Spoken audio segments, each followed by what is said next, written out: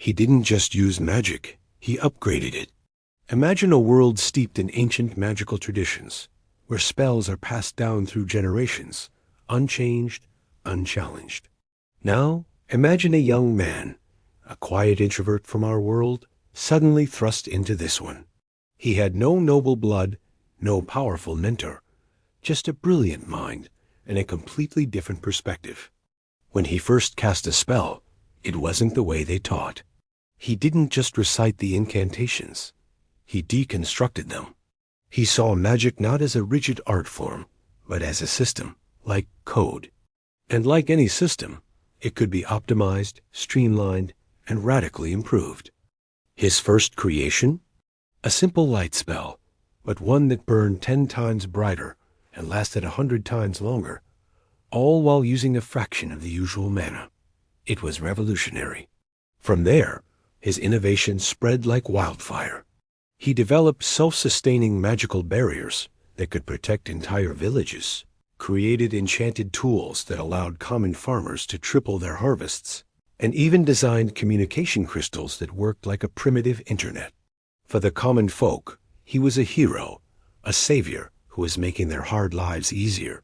His techniques, which he shared freely, were being adopted everywhere. But not everyone was celebrating.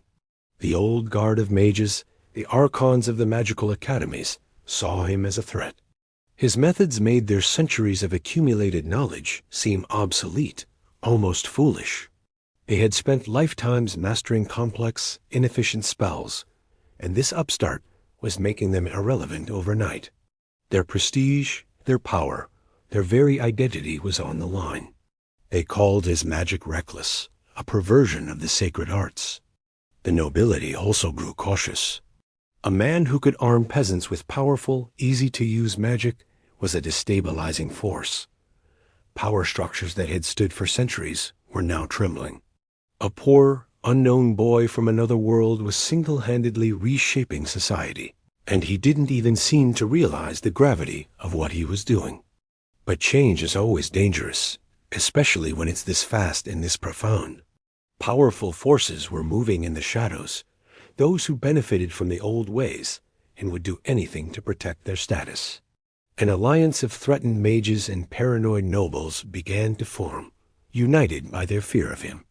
A quiet introvert had become the most dangerous man in the kingdom, and someone, somewhere, had just decided he needed to be erased.